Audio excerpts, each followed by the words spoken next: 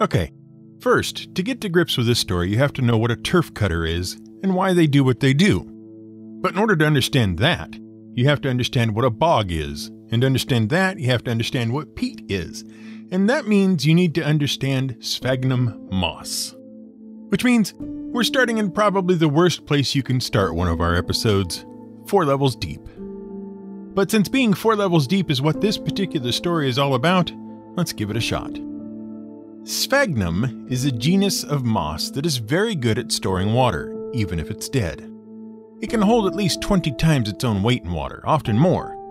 Because of this, sphagnum moss can grow in otherwise dry conditions, bringing water with it as it goes.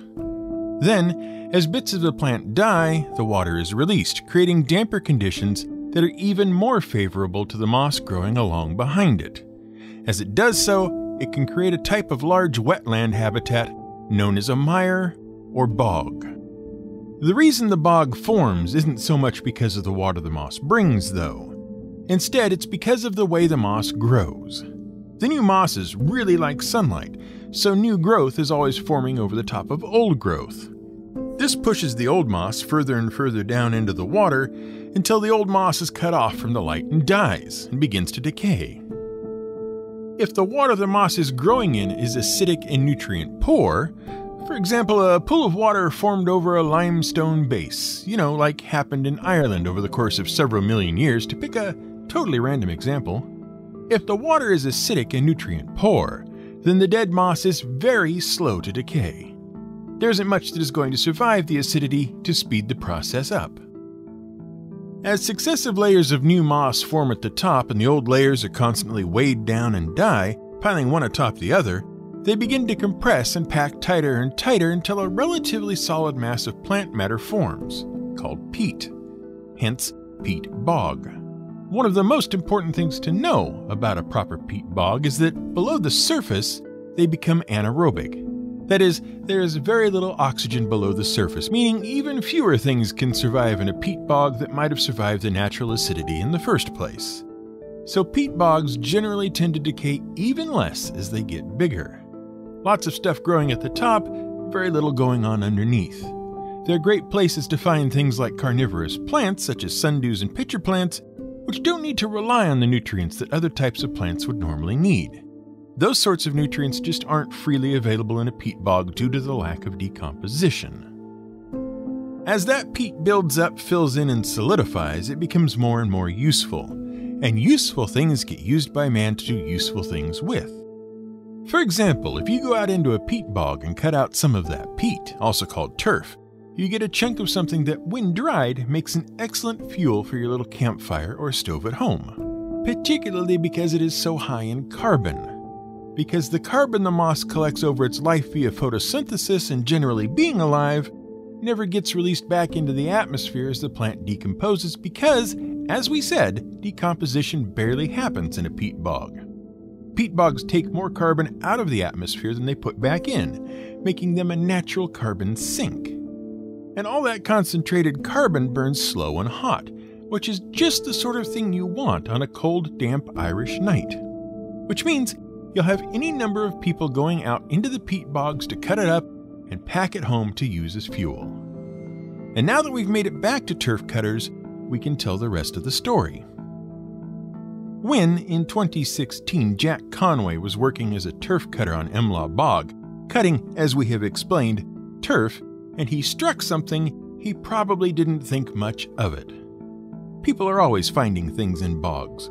Some would be very exciting, hoards of gold and caches of weapons and tools certainly, hidden in the bog to keep them from prying eyes and itchy fingers. Even bog bodies, the remains of dead people cast into the bogs, probably as some sort of sacrificial ritual from days long past. Some of the things that come out of bogs have been dated as far back as the Iron Age.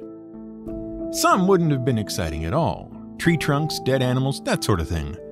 All of which, for reasons which we have now explained, would have been very well preserved down through the years, and almost all of which had to be reported under the law to local authorities. What Jack Conway probably didn't expect was the yellowish-white waxy substance he pulled up instead. Weighing in at 22 pounds and located 12 feet below the surface of the bog, it was probably quite the job to bring it up. But once he had done so, Jack would have known what he had, if for no other reason than the smell. A rich, flavorful smell from a substance that we humans have been adding to almost everything we cook or bake over the 10,000 or so years we've known how to make it. What Jack Conway had was a big old lump of perfectly preserved, 2,000-year-old bog butter. This is GM Word of the Week, and I'm Fiddleback. The Irish in particular seem to have a number of rituals and superstitions around butter and the making of butter, one of which may have been to sacrifice a certain amount of it to the gods by burying it in a bog. Although honestly, given the properties of the bog and its relatively cooler temperatures in general, the real aim in burying butter was more likely to be as a preservative method. Even so, the Irish mythology surrounding butter did point out how hard the stuff was for them to make. See, the original creation of butter was probably pretty simple, accidental even. But in explaining it, it does mean we have to break ever so slightly from the premise of our current series about all things cow, of which this is part 3 of 4, and focus on the other sources of milk around in the ancient world, sheep and goats. We'll get back to cows in a bit, promise. See, back 10,000 years ago or so, cows were the latecomers to the dairy side of human endeavor. It took quite a while before we moved in and began domesticating the aurochs that would eventually become the variety of cattle we have today and around which most of our present-day dairy industry is based. They weren't immediately available to us in the areas of the world in which we started out. What was there was the goat and the sheep, and those would have led the domestication of the cow by about 1,000 years. Which means it was principally their milk and its products we first made use of when we went looking for other sources of fat and protein-rich nutrients. As we discussed in our previous episode on milk, pastoralist societies came along just after hunting and gathering and just before the whole agricultural thing. Nomadic and concerned primarily with the care of livestock, they would follow the herds around as they moved from place to place looking for food on which to graze. Lacking any access to recreational vehicles, trailers, or U-Hauls, the pastoralists would have had to pack their tools and possessions, such as they were, on either themselves or the nearest convenient beast of burden. Say, one of those sheep, or a goat. So, if you have, about half a goatskin bottle full of raw, fresh goat's milk collected earlier that morning, and you decide it's more than you want to carry on your person as you go about your day, you might decide the best thing to do with it is to strap it to the nearest ewe or doe and let them carry it for you while you follow them over the next ridge to that really compelling field of flowers they can just smell on the wind. Fair enough. That's all perfectly reasonable. So, off the sheep or goats go, and off you go following them, and through the course of the day, as the sun moves across the sky and it gets warmer and warmer, everyone gets in their 10,000 steps. You and the ewe. Uphill, downhill, across fields of bushes and fields of stone, you just keep moving in a nice gradual way until you and the herd arrive at a quaint little valley covered with some sort of no doubt delicious to the animals desert scrub. It doesn't do much for you, but they seem to like it, and set about trying to eat up as much of it as they can. But you're hungry and thirsty too. After all, you had to walk just as far, and you had the job of making sure they all got there safely. They only had to look out for themselves, but you had to look out for them and yourself and anyone else that came along with you. You've earned a big drink and maybe a bit of a slice off of last night's goat leg. So you head over to your pack goat, we've decided they're all goats for now, and take up the goat skin with the goat's milk in it, open the top, and tip it back. But instead of a nice fresh drink of goat's milk, there's a thunk, a brief dribble of some watery type stuff, and then nothing. No delicious goaty milk comes pouring out. You do not feel properly refreshed. What happened? Well, what happened was you just made butter. Maybe you didn't know you were going to be making it, but you made it all the same. All it took was some whole milk and a little continuous action. See, primarily milk is what is called a fat-in-water emulsion. An emulsion occurs when two liquids that normally can't be mixed together, oil and vinegar for example, are forced to mix together to make a tasty vinaigrette dressing. In milk, the two mixed liquids are water and fat, which, in a case of the most obvious foreshadowing ever, is called butterfat. What keeps the two apart from each other is a tiny membrane around each fat molecule, sealing it off from both the water and the other fat molecules.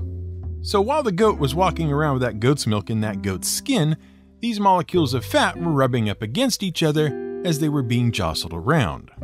This caused some of those protective membranes around the fat to break, releasing the fat into the water where it could find other now free-roaming molecules of fat and stick together. Eventually, they started to clump up, and as they did so, they began to trap air between the molecules, producing a foam.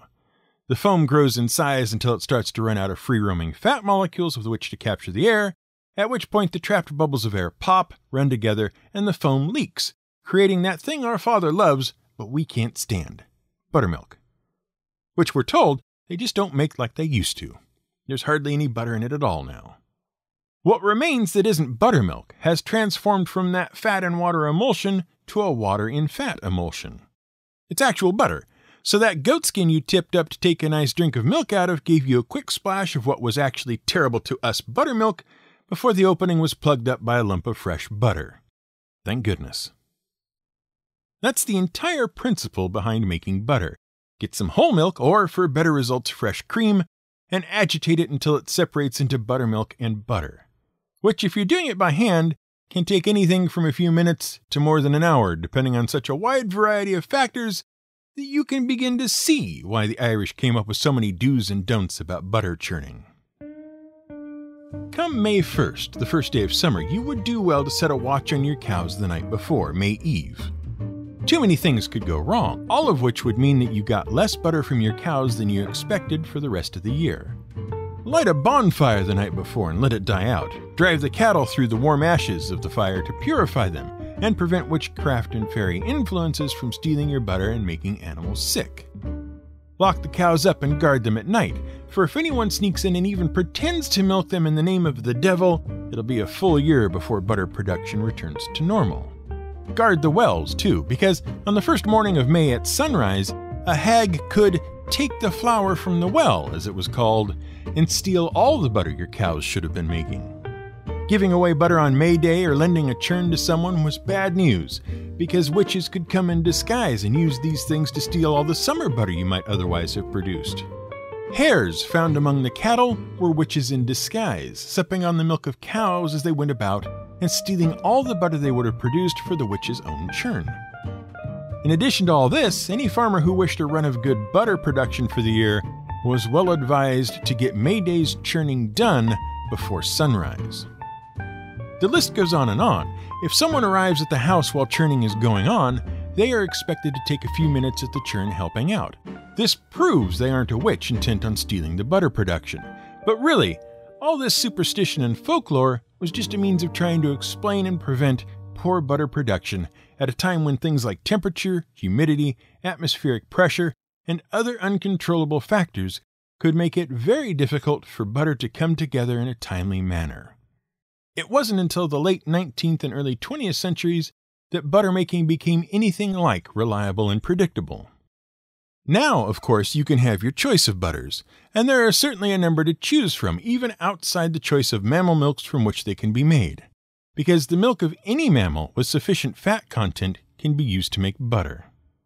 On your supermarket shelf, though, you're most likely to encounter but two choices to make when selecting your basic cow milk butter: salted versus unsalted, and sweet cream versus cultured. To begin with, many people think that the opposite of salted butter is sweet cream butter, and that cultured butter is some sort of rarefied specialty butter. Unsalted butter lives in there somewhere, but they aren't quite sure where it is, what its function is, or why they'd want unsalted butter aside from maybe lowering blood pressure. Nearly all of which is wrong. To be considered butter in the United States, the Food and Drug Act declared that butter must be made up of at least 80% butterfat, though in practice, most manufacturers go to at least 81%, while European butter makers settle in around 85%. The majority of the rest of the butter is made up of water trapped into butter during the churning and solidifying process. Salted butter is exactly the sort of butter you want on your morning toast. It contains between 1.5 and 3% salt depending on the manufacturer, which, in addition to giving us the familiar butter taste, helps preserve the butter and prevent spoilage, generally allowing it to be kept out of the fridge and on the counter in a dark, closed container at room temperature for up to 2 weeks, allowing it to be soft and ready to spread when you need it, instead of hard, cold, and unhelpful first thing in the morning. Unsalted butter is just as the name implies, unsalted. You wouldn't particularly want to leave it out on the counter more than an hour or so to allow it to soften before using it or putting it away again. This is the butter to use for cooking and baking because containing no salt at all, it allows the chef or cook to add exactly as much salt as a recipe needs without throwing off the dish by adding a random unknown amount as salted butter would do. So there's your first choice, unsalted butter for using in recipes, salted butter for your morning toast and as a spreadable topping. The other choice, and the one few people realize can be made after the salted unsalted one, is whether you want sweet cream or cultured butter. In the old days, milk was allowed to sit for a day or two as the cream separated out of it and floated to the top.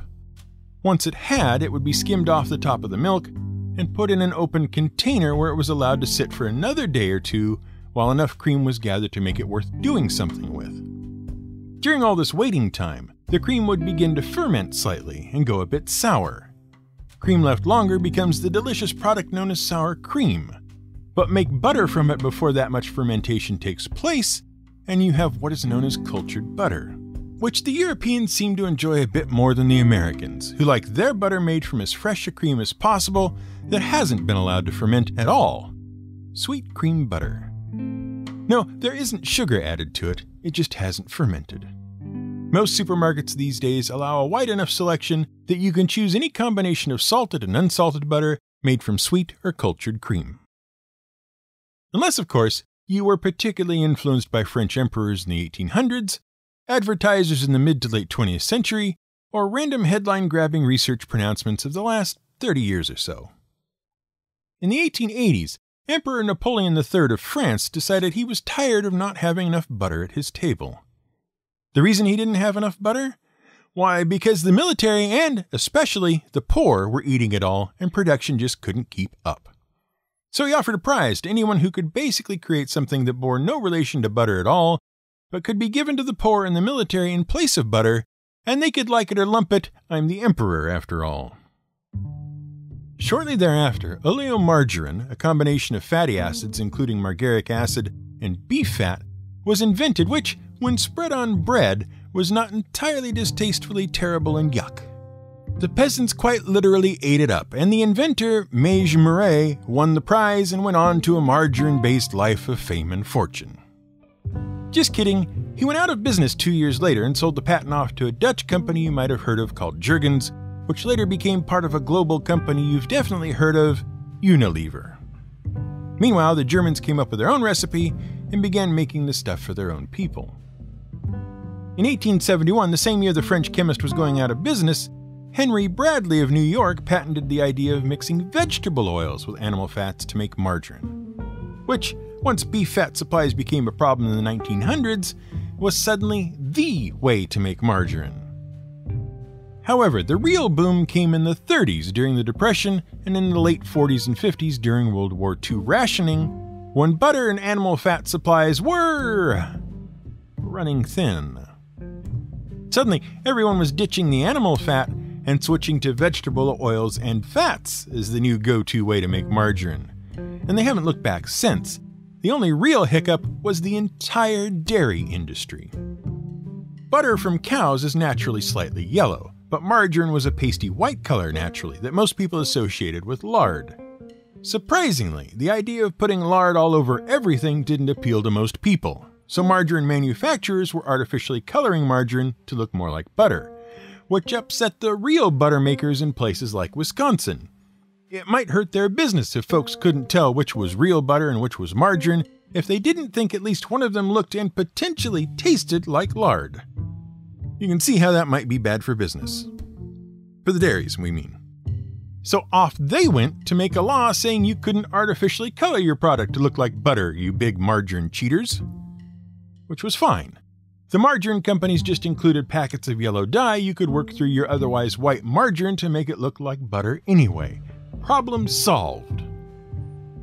Fortunately, by 1955, someone realized how awfully silly it all was, and the laws were repealed. With World War II over, and a lot more companies capable of making margarine in existence, the race was on to market and hopefully sell a whole lot of margarine to a whole lot of people with the biggest rewards reserved for those who could make their margarine taste most like butter, which up to that point hadn't really been the point of the whole thing. This was essentially won in the late 70s and early 80s by combining dairy cream and vegetable oils into a product advertised by a model from the cover of ladies' romance novels. I can't believe it's not butter. More of a comment on the regulation and definition of butter than on a taste that most people, by then, hadn't tasted in their entire life. Because by then, we'd all learned about words like poly and monounsaturated good fats and the terrors of cholesterol, which meant that butter, with its loads of saturated fats, was very, very bad for us indeed. But wait! Some margarines contain loads of trans fats, and those are bad too. Not only do they make more bad cholesterol, they get rid of good cholesterol.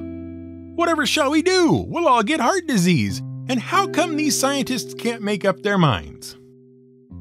Well, let's settle things with a quote from Harvard Medical School's Health Publishing Health Beat column. The truth is, there never was any good evidence that using margarine instead of butter cut the chances of having a heart attack or developing heart disease. Making the switch was a well-intentioned guess. Today, the butter versus margarine issue is really a false one. From the standpoint of heart disease, butter remains on the list of foods to use sparingly because it is high in saturated fat. Margarines, though, aren't so easy to classify. The older stick margarines turned out to be clearly worse for you than butter. Some of the new margarines that are low in saturated fat, high in unsaturated fat, and free of trans fats are fine as long as you don't use too much. They are still rich in calories. So, when it comes down to it, their best advice is read the back of the box and consume in moderation. Either that or just throw the whole thing in a bog.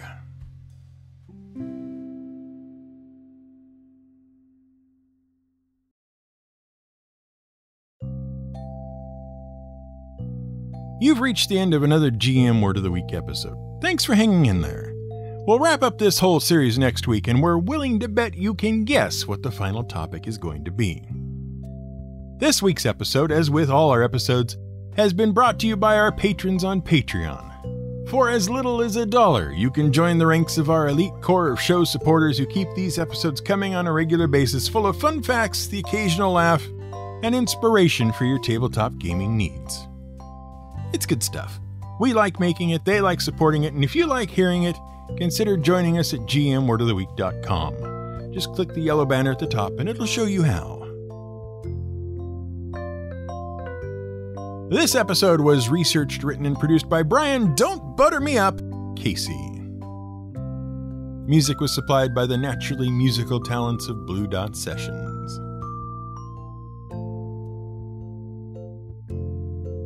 With enough butter, anything is good.